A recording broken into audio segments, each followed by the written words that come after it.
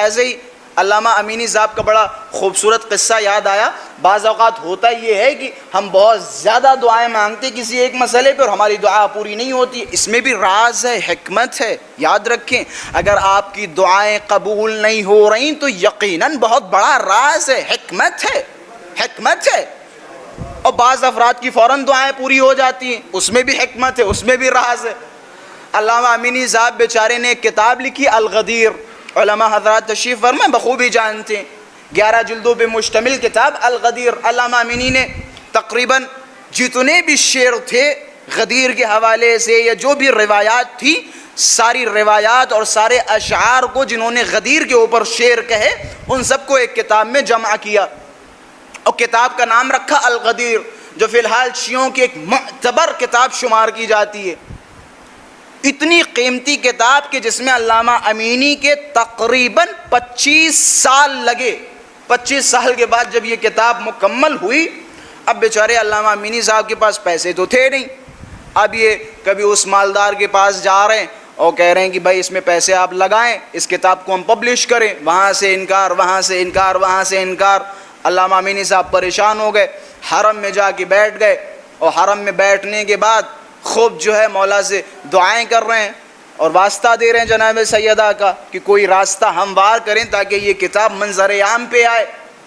کہتے اتنے میں علامہ امینی نے دیکھا ایک عرب نہایت بد اخلاقی اور نہایت بدتمیزی کے ساتھ حرم میں داخل ہوا. اس کا پیر زخمی تھا, خراب تھا. اس نے عصا ایک کنارے پھینکا اور دونوں پیر کھول کے زری کی طرف بیٹھ گیا. اور عرب کا لہجہ تو ماشاءاللہ سے آپ لوگ جانتے ہی ہیں, دعوت میں بھی آپ کا استقبال ایسے کریں گے کہ جیسے آپ کو مار رہے ہیں. اب کڑک لہجے کے ساتھ کہ یا ابا الحسن, یہ کیا چکر ہے, میرا پیر صحیح نہیں ہو رہا ہے, کچھ کیجئے, ٹھیک کیجئے.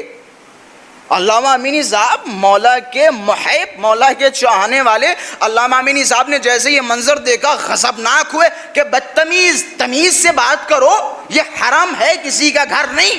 تم اتنی بد اخلاقی اور بے ادبی کے ساتھ بغیر اجازت حرم میں داخل ہو گئے اور اس بد اخلاقی کے ساتھ گفتگو کر رہے ہو کہ جاؤ یہاں سے.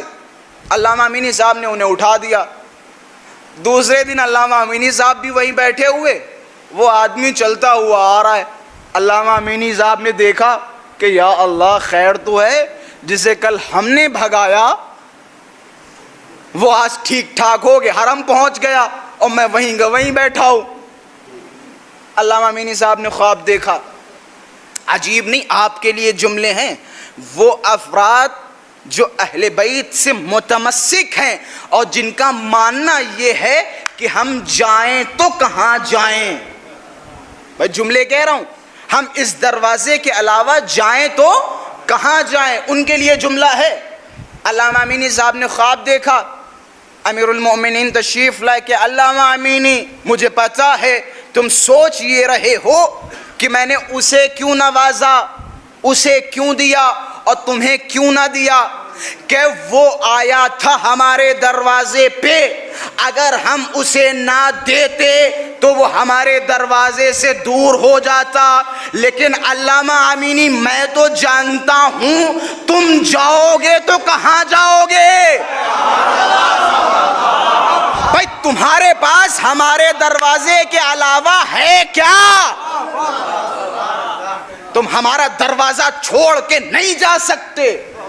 ایک وقت ہوتا ہے کہ ہمارا یقین ہوتا ہے اہل بیت پر, لیکن جب انسان منزل کمال کی طرف جاتا ہے تو اہل بیت کا یقین ہوتا ہے انسان پر.